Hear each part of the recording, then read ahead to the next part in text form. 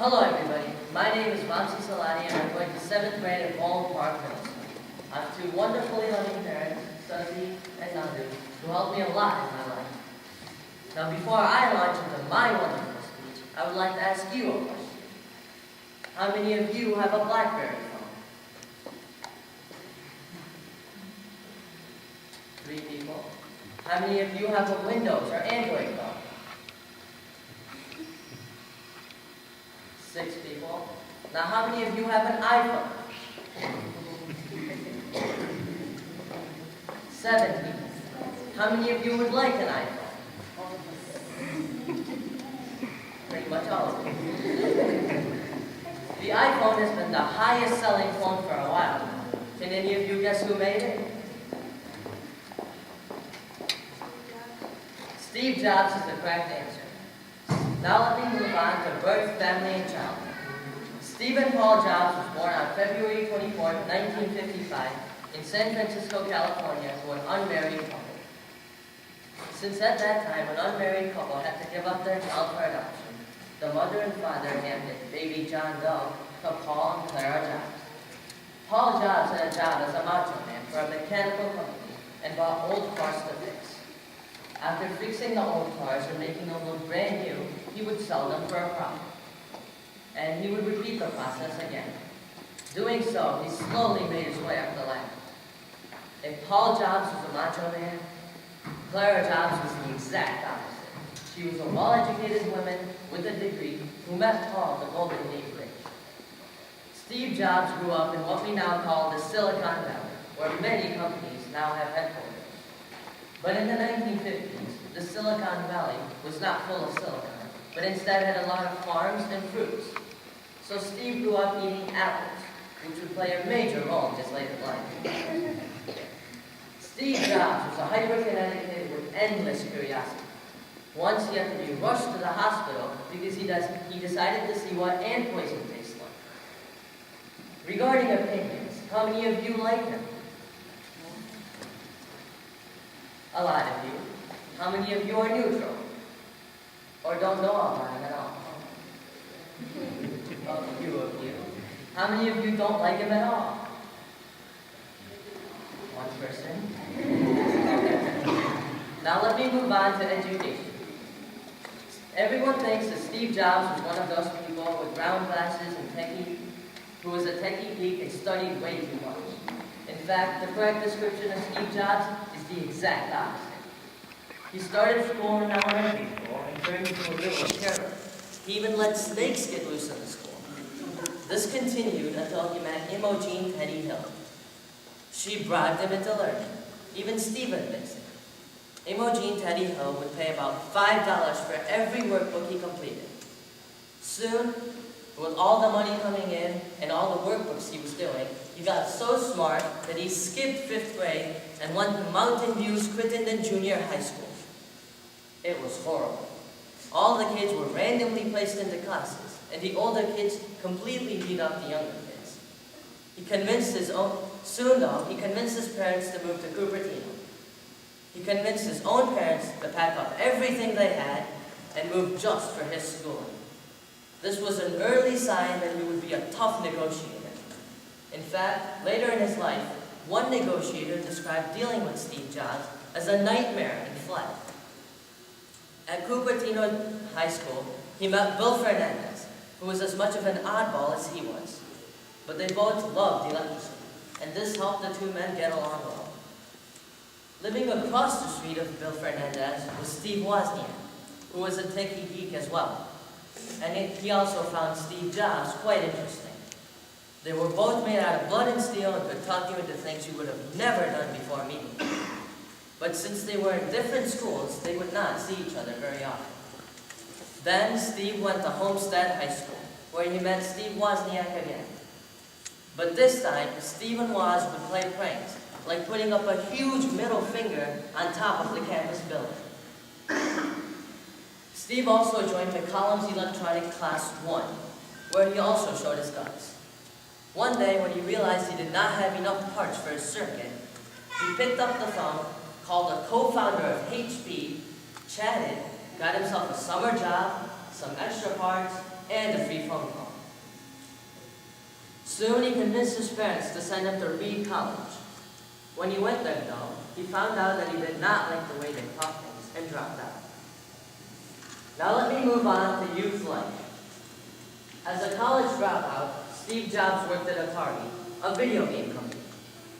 Al Alcorn, the owner of Atari, vividly remembers Steve Jobs coming into his office and asking for a job. He says he saw a different personality in him and hired him. This proved to be the right choice, for Steve was solving things quicker and quicker and getting a bigger and bigger salary. But soon, he grew interested in Buddhism. He asked Atari if they could fund him a trip to India, but they rejected. They said they would send him to Germany, where they were having a problem in a factory. So Steve instead took a plane to Germany and went to the factory with the problem. He fixed the problem in 2 hours and disappeared to go to India. 2 hours later, the customer arrived and tested the machine. He was very happy with the results and even paid extra money for getting it done so quickly. When Steve saw India, he was stunned. He was so used to the luxury of the USA that he immediately traded his jeans for a loonie and even turned into a strict vegetarian. One of the most interesting things about Steve Jobs' life happened here. He was walking up a hill in India when he ran into a Hare Krishna festival parade. The Baba leading the parade took one look at Steve and he did not like it at all. He dragged Steve up a hill to a lake and shaved all the long and wiry hair off his head and gave him a lesson in Buddhism. When Steve returned to Atari, people found him more peaceful and liked him better. I wonder what could have caused that. Now let me move on to work. At this point in his life, Steve quit working for Atari and started working at Apple, a company he formed with Steve Wozniak. When they realized they could form a company, they were filling out one of the sheets, and one of the questions asked them, "What's your company name going to be?" The most imaginative Stephen Woz could come up with a no better name than Apple. Steve said Apple was good because it would come before IBM and Atari in the phone book. So Apple it was. Soon, they made a rough-looking computer called the Apple I, which did not sell very well. Steve Jobs was the salesman at Apple, while Steve Wozniak was the builder. Steve Jobs would come up with an exterior design, and Woz would build it using as few parts as possible. Soon, they made a second computer, the Apple II. The Apple II was a huge hit. It was the first computer with a keyboard attached to it. An order of 50 Apple IIs, each costing $500, gave the team a profit of $25,000. And it kept growing bigger and bigger. But soon, the IBM released the PC. The PC became the best-selling computer of the age, and Apple was having problems.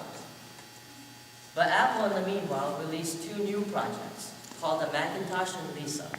The Lisa, headed by the chairman, and the Macintosh, headed by Jobs, who took up the role as interim CEO. The Macintosh was listed as a minor project because it was headed by Jobs. But Jobs would soon take care of that. The Macintosh goal was to create a sleek machine with all the necessary components needed. At one meeting, though, when the workers were discussing the size and design of the computer, Steve was looking at a phone. Suddenly, he threw down the phone book, pointed at it, and yelled, "I want a computer that big," and left the room.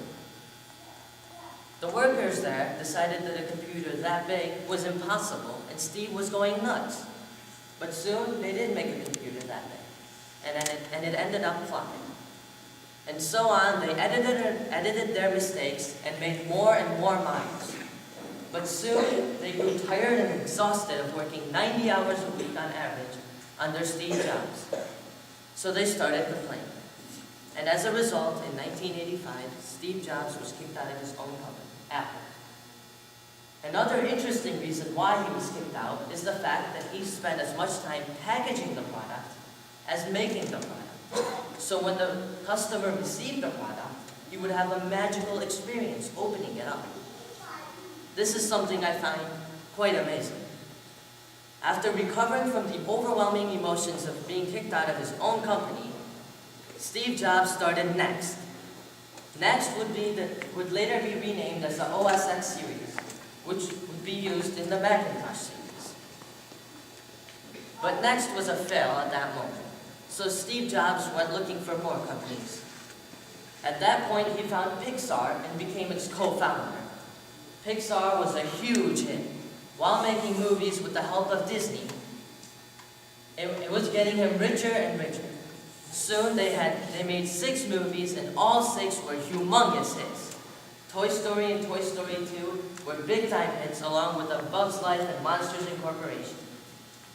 But soon, Next was still dragging him down, so he hired Mike Slab, a Microsoft salesman, to take care of the sales there. As a result of Slab, the sales at Next quadrupled. As if this wasn't enough, Pixar had another hit, The Incredibles.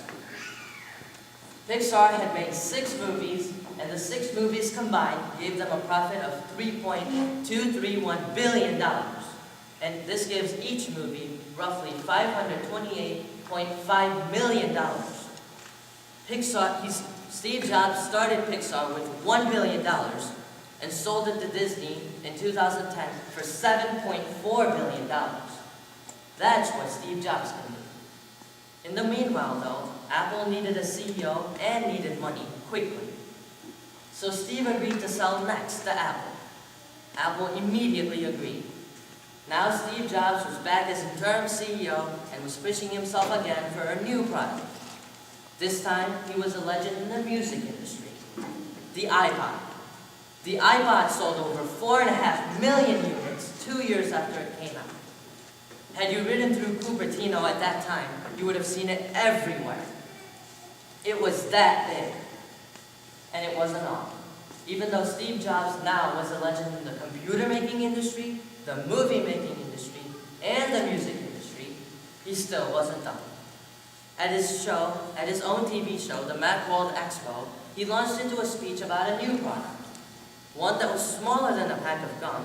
It could hold about 100 songs. The iPod Shuffle.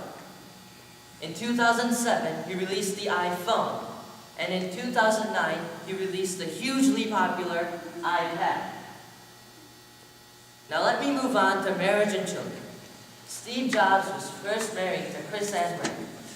But after they had their first child, Lisa Brennan, he refused to admit that Chris Ann was his wife, and Lisa their daughter. As a result, they later divorced. But later, when he returned to Apple, he met Lord Powell, and is now currently married to her. He has also accepted his first child, Lisa Brennan. His other 3 children are Reed Paul, Aaron Sienna, and Eve. As of now, Steve Jobs has passed away on October 5, 2009. He died because of pancreatic cancer, a disease he fought so hard against. The next day, Apple made their homepage a picture of him and had a bagpipe playing in his honor. Those who were fortunate enough to work for him were very sad, and his dear family and friends mourned over the loss. The revolutionary icon was only 56. Now let me move on to mistakes. Steve Jobs has made many mistakes in his life. One of his first mistakes was working his workers harder than any human could possibly work. He made them work 90 hours a week and outraised half of his employees. As a result, he got kicked out of his own company in 1985. But not only did he lose his job, he lost his reputation among the public. Now he had to build back that reputation, which he did with Next. His second mistake was the fact that he did not accept Chris Ann Brennan as his wife and Lisa Brennan as their daughter. This also brought tons of negative comments about him. These are some of the mistakes that Steve Jobs has made. Now let me move on to criticism. Steve and Apple have received many criticisms. For example, everyone thinks Apple is a cheap company because all they do is add one more app and call it a new product. That might be reasonable, but what I think is more important than that is the fact that they're building things you could have possibly never dreamed about 4 years ago. Another criticism that Steve usually receives is being the hardest boss to work for. He makes his workers